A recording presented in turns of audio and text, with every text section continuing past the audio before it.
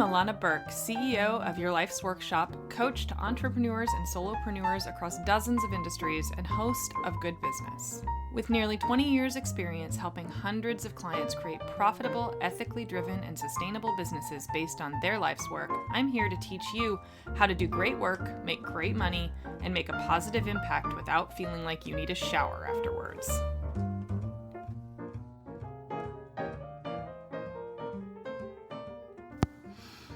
Hi there, welcome to the Good Business Podcast. Today's episode is all about the one thing in your business and your leadership development that you absolutely can't compromise on. And to elaborate on that a little bit, today we're going to talk about package development. We're going to talk about how to deliver on your promises. We're going to talk a little bit about pricing. And most of all, we're going to talk about how to muster up the guts to not mess up the thing that matters the most, which is how you deliver what you actually offer. See, there's all kinds of things in your business that you can bend on and still succeed. You can compromise your ethics. You can bend on social media. You can bend on design. You can bend on networking. They can all involve subtle shifts in how you think you want to do things versus how you actually need to do them, right? Like, you can follow all the directions, you can follow all the mandates, all the blog posts, all the lessons, all the everything, right? And some of those might feel really resonant for you, and some of them might really not. And there's a lot of opportunity for deviation, right? From what you actually at your core, feel like is the right thing. And we make these subtle compromises all the time, right? Especially in our business and when we're starting out, and we're in that stage where we don't know what we don't know, which, lasts for a long time for a lot of people. And if you're, good about what you do and want to keep learning, then you're going to kind of always feel that tension, right? So today we want to talk about like the thing that is the most important thing, the thing that you can't afford to bend on. And it's probably one of the hardest things to not. So when I talk to clients, I work on this very same thing, like all the time. This is something that comes up all the time. Even for my more experienced clients, it comes up for me sometimes. So for example, like what we're going to start off talking about is actually offer design. That's the core of where we're at today is we're talking about how you actually deliver on the promises that you make to clients. And when I say clients, it's like, that's kind of a generic term for your clients in this sense. Could be the people that work for you. It could be the people who are paying you. It could be the people who are your audience if you're a content producer. It's basically saying, when you create a brand, you're creating a promise. You're saying, I promise that I can deliver on X. And a lot of people don't deliver on X. They overpromise or they underdeliver, one of the two, right? Or they make a promise that's actually not what they want to be promising. They make a promise that's more like a marketing promise, right? Where, it says something like, you can have anything you want and I'll show you how. That is not an accurate promise. That is not a thing that anybody can give you. It's not a promise that can be made and fulfilled by the service provider, right?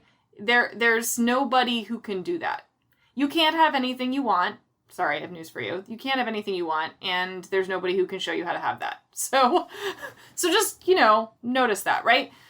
But when you're creating your thing, whatever your thing is, you have to figure out a way to both come up with an accurate promise and deliver on it. So there's a couple different ways to do this. Really, when I say that, I don't want to be so flippant about it, because there's two ways to develop what you offer, and only two. The first is, actually, let me back up for a second. Both of these things are based on something that you have to establish before you can actually get to the offer design, and that is, what's the problem that you're solving, right? We all know this, that we think about like, okay, somebody needs something, how can I deliver it? So we think about, most people's approach to developing things is like, what am I good at? What do other people in my industry do? How do they deliver on it? How do they think about it? And we go through this, like these mental gymnastics that everybody goes through the same thing. And it's like, it's the approaching your product, your service, your business as what will the market bear?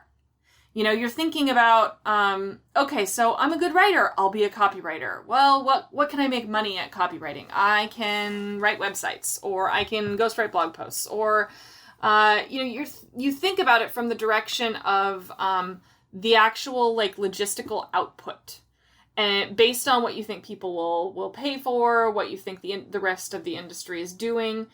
And we don't often start with ourselves. So that's what I'm going to get to in a second here. So that's kind of where everybody starts, is in that headspace. It's a very reactive headspace. It's not very proactive.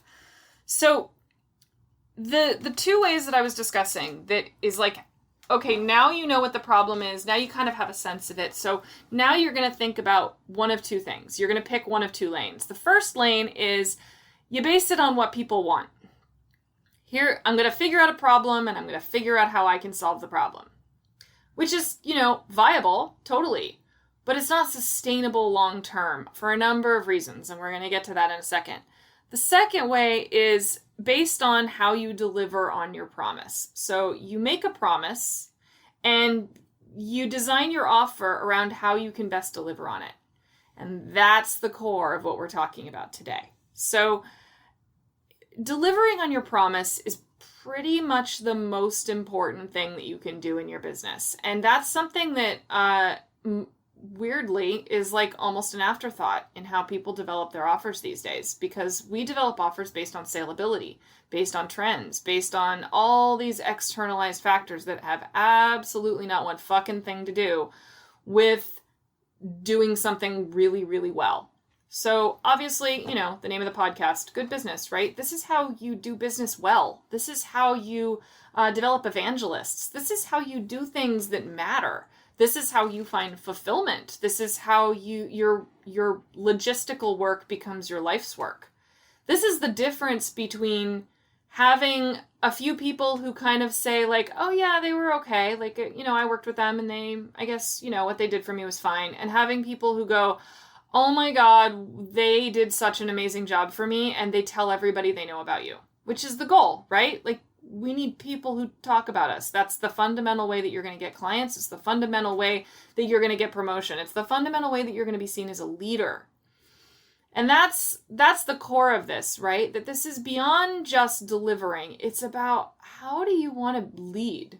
And do you have the guts to do that? So let's break this down a little bit. First, I want to go back before we get to the really juicy stuff here, the fun stuff that I was just discussing.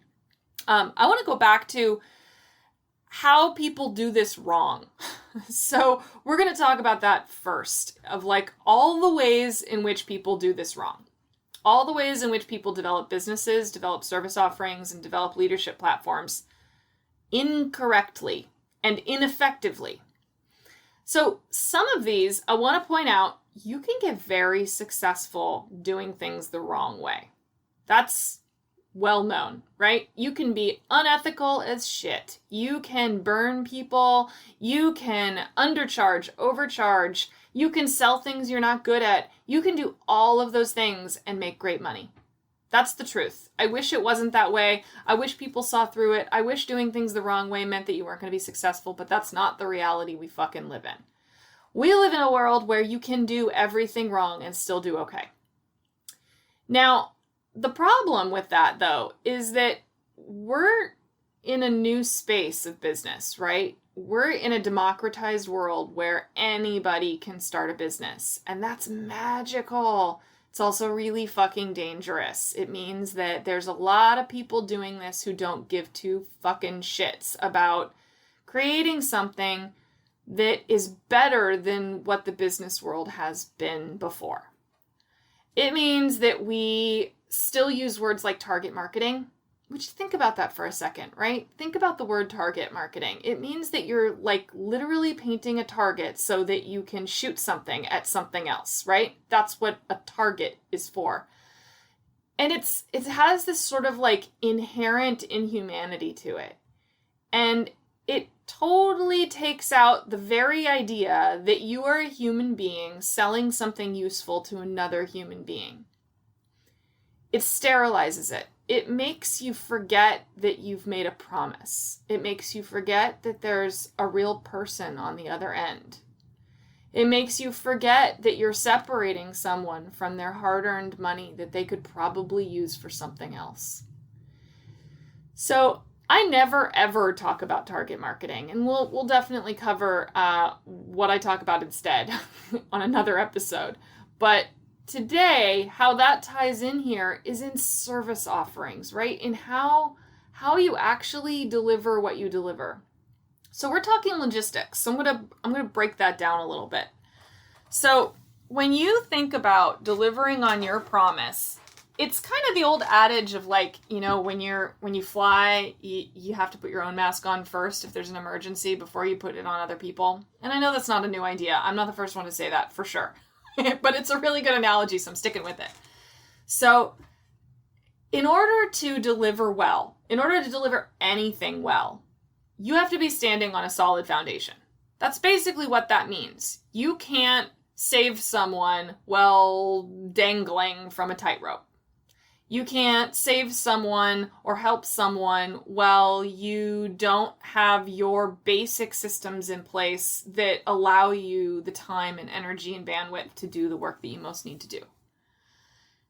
You can't function that way, at least not sustainably. So now a lot of us, when we first start out, it's like that's not even optional, right? Like we have to dangle and try to help at the same time. We're not, we have to kind of fake it till we make it, right? And that's okay. Like this is not an episode where I want to beat up people who are hustling and doing the job of 6 people. And like, that's not it at all. We all have to do that. I did it. Sometimes I still do, right? Like there is a necessity to scramble sometimes. There's a necessity to both perform and be exhausted. That's not what I'm talking about. This is not a self-care conversation at all. There's plenty of podcasts out there to teach you how to take care of yourself. This probably isn't one of them. I'm here to teach you how to take care of your business and take care of the people who pay you. So what we're talking about today is the difference between letting your client dictate how many sessions they want with you versus telling them how many sessions they need with you. It's like, does the dog wag the tail or the tail wag the dog? Now, this came up today by happenstance because I had a client call earlier today, and this is a long-term client that I've worked with for many years, and she's heard this a lot of times and is probably going to laugh and chuckle at this. that she's been developing a new offering based on a new skill that she worked very, very hard to get and is continuing to work at gaining and adding to her service offerings. And she's offering a workshop. Now, we talked a lot about how to frame her workshop. And to figure out how to frame it, she was coming at it from the standpoint of like, well, how do people do workshops, in-person workshops? We were kind of like comparing it to things like going to yoga classes, that kind of thing. Like, this is an in-person, it's a physical thing that she's doing. I'm not going to give it away because it's, privacy and all that good stuff. But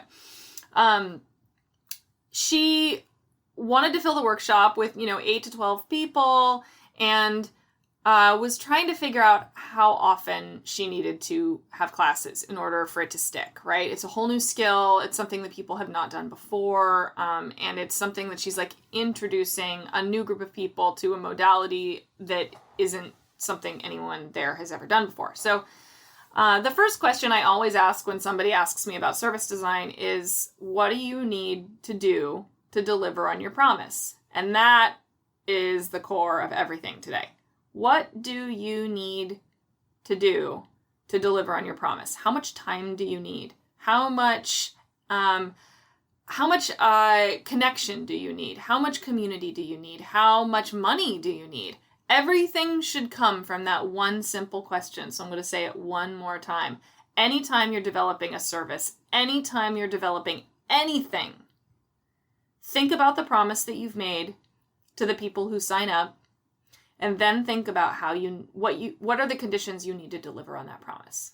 That's the core of today's lesson. So for her, she was thinking this is a habit-based modality. It's something that requires you to practice a lot.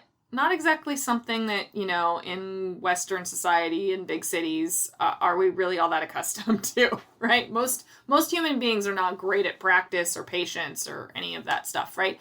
So we determined that 2 sessions a week, that she needed to get a bunch of people together in a space outside of their home to leave their house and come to a location where she could teach them this twice a week in order for it to stick.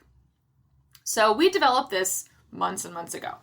And today we were chatting about her sign-up numbers because it's about to start, right? She's gone through the whole launching process and it's about to start. And she kind of made an offhanded comment that she said, well, it's all data. Like I have a few people signed up and it's all going really well. And people are complaining about it, not being able to make it to every single one and all of that. And, I've made that really okay for people and it totally is. And, and maybe next time I won't do it twice a week. And I said, whoa. You got to do it twice a week, right? Isn't that what you represented? That this material will not stick unless you have people there twice a week so that they're getting a serious amount of regularity and connection with the other people in the group, that feels critical. And she kind of had this moment of like hemming and hawing a little bit like, wait, but what if I don't get as many signups? And I said, fine, then you don't get as many signups. That's okay. Because if you have 10 people who can come once a week, but you end up with 10 people who barely learned anything at the end, they're never going to come back for the next session. And they're never going to tell anybody how transformative or wonderful it was. And they're not going to create relationships with the people there. And they're not going to come every time because there's no impetus to do so, because they're not going to see the results that delivered on your original promise. Am I right? And she said, yeah, probably. I said, so wouldn't it be better if you only got 3 people who could come 3 days a week or who could come twice a week and who were super engaged and had life-altering results and had a deep and transformative experience? Not only are they going to sign up next time, they're going to tell everybody they know that they had a transformative experience. So this is like, it all feeds into like the fact that, numbers lie, right? The volume of the people that sign up for your thing is irrelevant. It really is, because if you're delivering, it doesn't matter. If you're delivering on your promise and creating something amazing, then the number of people that sign up matters less and less and less. It just means that you're on a longer road. It means that you have to be a little bit more patient, but it means that you're creating something that you deeply care about and that the people who participate in will deeply care about. It means that you are keeping your promise. And wouldn't that be an amazing thing if people started keeping their marketing promises? Like, how many people do you know? Like, how many newsletters have you signed up for that were garbage, right? That promised you the moon and the stars and all the wonderful updates in the world and a transformative business experience, or they were going to create clarity and confidence and cash flow and all these magical, wonderful words that we all see so often. Wouldn't it be great if they actually did? Right? Think about it for a second. Oh, wait. Can you think of one person, one newsletter, one offer that you felt like actually delivered on the promise it offered that made you sign up for the thing or buy the thing? Like, think about anything. It could be, a bag of chips at the grocery store. It could be a new stereo system. It could be, it could be a new course that you took online. I don't know. Pick a thing, anything. Pick the last thing you bought. Think about it for a second. Did it deliver? Did it deliver on the thing it promised you it would? Was it the most delicious bag of chips that you'd ever had in your life? Was it the best cup of coffee in the entire world? Was it the most amazing course that taught you things you had never seen before? Did it actually help you sell? Did it teach you marketing? Did it show you how to open up the stars and get 1 million Pinterest followers? I don't know. Whatever it was. Did it deliver? Or do you find yourself kind of going, meh, I learned a little. The chips were okay. The coffee was all right. That's way more common. We live in mediocrity soup, people. Like, that's that is the way of the world right now. We live in a world where we're lied to so often we don't even notice anymore. We're made promises constantly that we don't even notice our promises.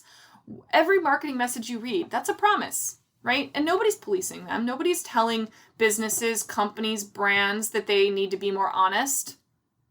Nobody. Like, false advertising is not really a thing. Like, everybody does false advertising. I promise you, buying a red Mazda is not going to help you get laid. Like, it's just not. But the promise is there, right? That's the objective correlative of their marketing.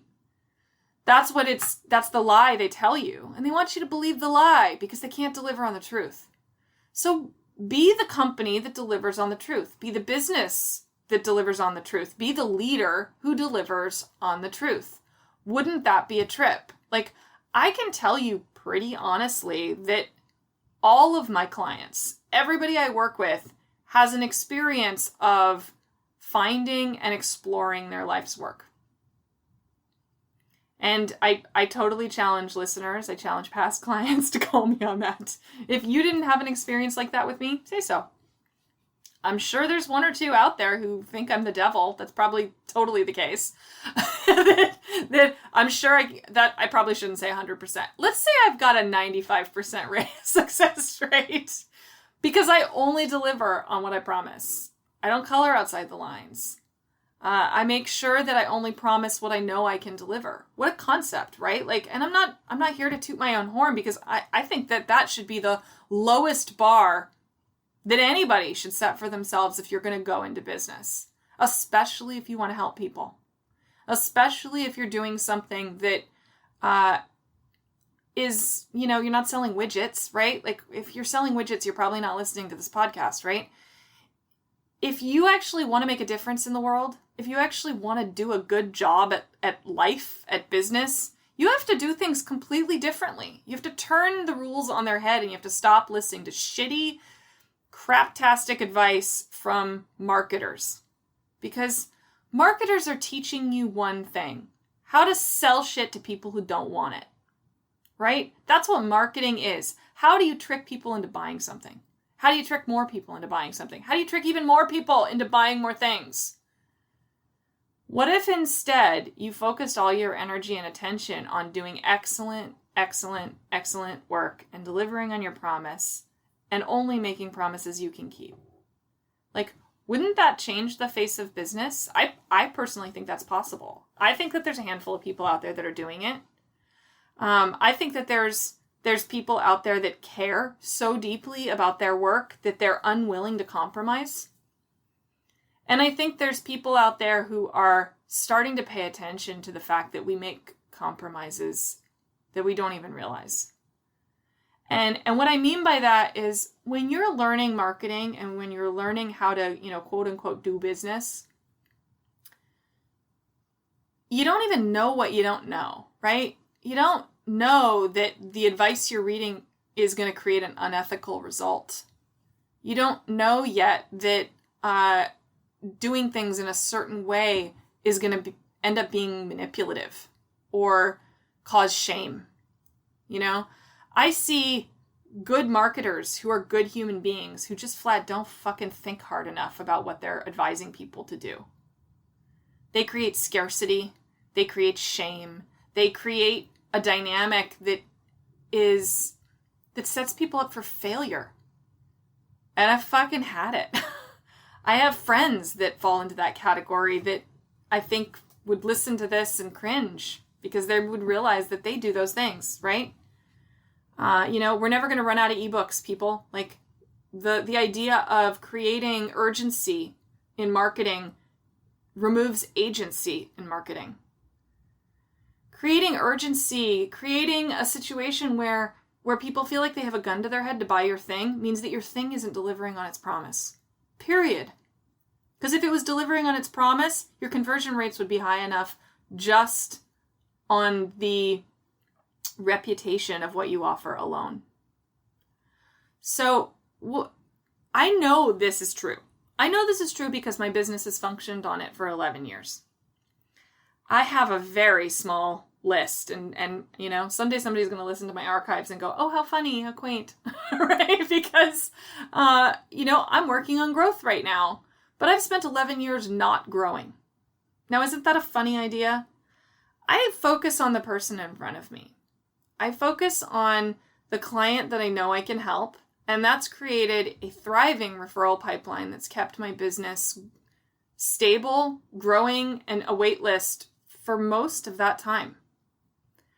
I don't worry about list growth. I don't worry about metrics. I don't worry about SEO. I don't worry about any of that. Now, I'm not saying you shouldn't. Don't get me wrong. Those aren't bad things. This isn't a judgment on that. It's that I know for me, for the business I wanted to create, I'm more than willing to help one person at a time. That has been my way up until this point. Now I started a podcast so that I can help more people because I have more experience and I'm more interested now because I've watched over the past 10 years, I've watched the tide not change. I've watched it get worse. I've watched more people enter the marketing space, the business coaching space, the education space, all doing permutations of the same crap, the same garbage, the same target marketing, develop your standard evergreen stuff, develop your sales funnel, develop this, and everybody's giving you the same rules and they're giving you the same tools to, manipulate your audience basically into buying more stuff. I've seen really brilliant people say things like, make sure when you're selling something that you always have something in your back pocket to sell them next. A fucking terrible idea. Can you just think about that for a second? Instead of focusing on delivering on what they've already bought from you, you've got this thing in the back of your mind that you're looking for an opening to sell to them, to pry more money out of their wallet. Why not focus instead on doing a really, really good job? So to do a really, really good job, you have to throw the rule book out. So this is where we're going to talk about the actual physical service offering development a little bit. So I have a handful of people that I look at that I think are really, really good at this. Now, one of them has a really interesting offer. He's probably one of the most unique brands I've seen out there. And I use him as an example a lot. And I'm not going to name him because I don't want to brutalize his name. I'll put it in the show notes that you can read later because I don't know how to say it. This is somebody I've been connected to for years, but he has a really, really long name and I don't know how to say it. And I don't want to mess it up. So I'm going to stick it in the show notes. For now, we'll say he has a really fantastic and fascinating brand. He has an approach to marketing from a perspective of urban shamanism, mysticism, and Batman kind of thrown in there. Right? He's entirely unique and entirely embodied as himself. And I find that wildly compelling, and so do a lot of other people. And his core service offering is a day-long thing that when I've asked people who have done it, all they can say is, I don't really know what we did, but it totally changed my fucking life. That's what I hear a lot. And I've talked to probably, half a dozen people who've gone through it. Now, he's kind of like a businessy, lifey, transformational coach kind of person. And whatever it is that he does with people is affecting. And he promises people only that it will be affecting and it will shift your momentum. And that's basically my perception. This isn't in his marketing. This is my perception of his core value proposition in that, right? And I have yet to see anybody who says he didn't deliver on it. Now, his offer is different from anything that I'd ever seen. He's been offering this for a very long time. And it's like a day-long thing for, it's somewhere around $2,000, something like that. And I've watched people talk about scrimping and saving and putting money away. And he's booked months and months and months in advance. I have no idea how many of these he does a week. But I bet it's exactly the number that is sustainable for him. And he's one of the few people I've seen that does this extremely well, that throws the rule book out and says, this is how I can deliver on this one specific thing that I most want to deliver. So think about that model. Think about what you offer and whether or not your service offerings are aligning with the promises that you're making? Are you delivering? Do you even know? Do you know if you're delivering? And that's and the answer to that usually, like for most people, is, I don't know, I'll have to ask my people. No, that's not actually the right answer, because they've already told you. If they're not sending you referrals, you're not delivering. Period. If they're not promoting you, you're not delivering. If they're not telling people how great you are, you're not delivering. You don't need to ask them. You don't need to survey. You don't need to do more market research. You don't need to do another beta test. You need to already know. Like, that's the only way. It's that simple. It really is. Like, I know this sounds like kind of out of left field or complicated or something, but it's really not. If people talk about you favorably, then you have delivered on the promise that you made to them. If somebody says, I don't feel satisfied, that isn't the whole story either. Sometimes you deliver on your promise and you scare the shit out of somebody to a degree that they want their money back because they weren't ready for you to deliver on the promise you made. They want the outcome, but not the work. So remember that, this kind of leads into the idea that the customer's not always right. And maybe we'll talk about that on another podcast too. But I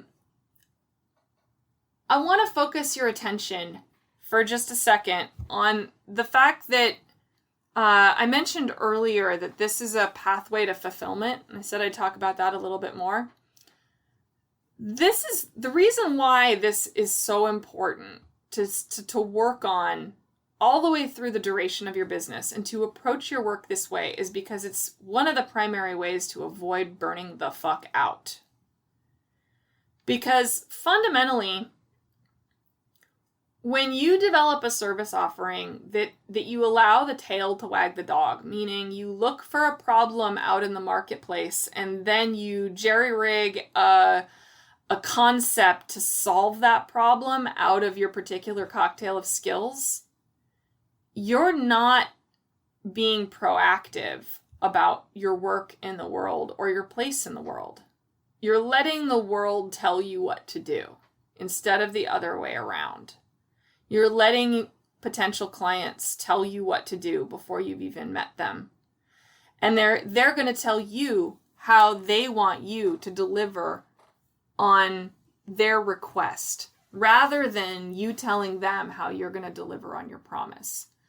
Now, you do that for too long, and you're going to get really bored, and you're going to get really resentful of your customer base. And you're going to find yourself bitching about your customers more than you are praising them. And then you're going to burn out and quit. And I've seen it again and again and again. The people who say, I did all the right things, I got some clients, I never quite made enough money, I never got referrals, I just don't know what happened, this stuff doesn't work for me. And they throw in the towel and go get a job. When if they would have just fundamentally stuck to, this is how I want to deliver and solve a problem and make a promise that I know can solve a specific problem that people are willing to pay money for, and I'm going to do it in a way that I'm absolutely certain meets the conditions that I want to meet in order to deliver on those things. If you do those things, then you get all the things that you want. And you create a sustainable business for yourself that will continue to challenge you and feed you at the same time. So this is when you do that, it affects everything. How many sessions, if you're a coach, or how much deliverables, or how many edits if you're a copywriter, or, how much should it cost? It affects everything. It is the guiding light that when people ask me how to develop a service, I say, how do you deliver on a promise? What do you need? Start there. And then you find ways to make those two things match up. So doing this is the difference between creating a service offering and creating a leadership offering. So this is where the leadership piece comes in. There's so many questions that people bring to me all the time, or that we just hear, right? We hear them in Facebook groups. We hear them in business mixers. How do I position myself as a leader or an expert? How do I get referrals? How do I develop a service offering? How much should I charge? All of those questions are answered in the same way. How do you deliver on your promise? Are you delivering on the promise that you're making? If you are, you'd already have all of those things, right?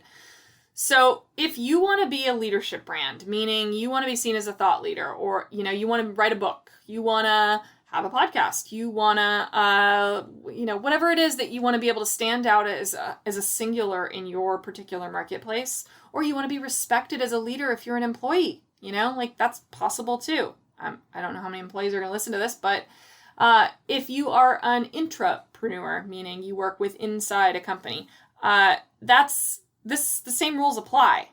If you can say, I promise that I can make this happen for you, make sure you're only making promises you know you can deliver on, and then deliver on them. Why is it so hard, right? So when you have the guts to do things this way, a few things start to happen. People automatically see you as a leader when you do things differently than everyone else. It's the outlier syndrome. It's saying, I am only willing to compromise on things that I'm 100% sure I can compromise on. But how I do my life's work, how I give you what you're paying for, that's up to me. It's not up to you. It's up to me. It's up to me to have strong opinions about your work. It's up to me to voice them, and it's up to me to disagree with you and have the guts to do that. And when I say you, I mean your client, right? Whoever's sitting across from you paying the bills. They're not paying you to meet with them twice a month on a bi-weekly basis for a 45-minute session to have you, coach them through how to be more courageous in life, right? They're not hiring you for that. They're hiring you to learn how to be more courageous in life. And if you can do that in a 5-minute session 4 times a week, and that's your magic special cocktail of call cadence and duration, then that's exactly what you should do. Because your service offering, structure of it is every bit as important as your brand, as your design, as how you represent yourself in the world. And one of the best things that can happen to your business is to have people talk about you, right? Doing things differently means people will talk about you. And they'll do it organically, not because you sure looked pretty in your new photography. That's not the kind of talking about you that you want, right? You don't want people talking about you because you have a mediocre Squarespace website and you are doing things exactly the same as every other person in your industry does things. Nobody talks about that. Nobody goes, gosh, I just saw this new brewery and they have a really kind of meh brand. Right? That is not a conversation anyone in the history of the world, except maybe brand designers, have ever had, right? We notice the mediocrity. Other people don't notice the mediocrity, right? If you want to stand out and you want to be sustainable, you have to think about what are you doing? Why does it matter? What do you want to promise people? And how can you rise up to meet that, no matter what? And when you do meet it, how do you make sure that they know you met it, right? How do you follow through? How do you make sure that they understand that this is the end point, that I've delivered on my promise? You have to plan for that, right? One of my biggest goals with any client is obsolescence.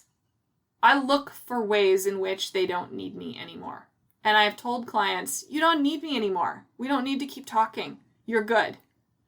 Come back when you want to do something new, and I'll be here. There's power in that. There's loyalty in that. There's guts in that. And when you have guts, when you have the confidence to say, I can do only what I'm telling you I can do and no more, and you stop worrying about what's in your back pocket to sell them next, then all of a sudden you have a client who respects you, who thinks that what you do is incredible and unique and special. But to do that, you have to make choices. You have to make clear and confident choices. You have to get used to doing that again and again and again and again and again. And in order to make choices, you have to know how to make decisions, and you have to have a filter in which to pass those decisions. So you have to figure out what your magic is. You have to figure out what you know you can deliver on and what you can't. And that's where beta testing comes in. That's the place you should begin. When you think about doing a beta test, it's not to see if people like it or to test your structure. It's to see if you deliver on the promise that you make. That's the only thing that matters. Nothing else matters. So I want to thank everybody for tuning in today. This is a really, really big topic, and one that I probably will touch on again. And it's something that I really, really care about, in case that wasn't already evident. There's nothing that makes me fucking crazier than watching people overpromise and underdeliver. It's ruining the beauty of an industry. And when I say an industry, I mean this ecosystem of diverse solopreneurs who are doing everything on their own terms and trying to make a living at the same time and trying to make a difference and trying to do things differently. But in order to do things differently, we have to do things differently, right? We have to do things differently. We have to rethink the rules. We have to approach how we connect with one another as human beings, and we have to be willing to stand up for our convictions. And we have to be willing to stand up for our work and respect our work enough to design offers that make it shine, instead of designing offers that hide it underneath shine, that hide it underneath gloss, that hide it underneath manipulative language. Like, we have to be better. We have to be better at this. Otherwise, we're creating an ecosystem of people who have created mediocre jobs for ourselves and instead of having one boss, we have, 10 clients that become our bosses because we're not taking the reins. So figure out whether or not you're delivering on your promise. Ask yourself these hard questions. It matters. And with a few small tweaks, it's not actually that difficult to change how you offer what you offer, to make sure that you're not operating outside your wheelhouse and that you're only giving people exactly what they need. And nothing more. No fluff, no garbage. Don't worry about selling them the next thing. Worry about delivering on this one. Thanks for joining me, everybody. I hope you had a really good day, and I hope you have a great week. Thanks so much for hanging out with me today. For more information, visit thegoodbusiness.co or yourlifesworkshop.com.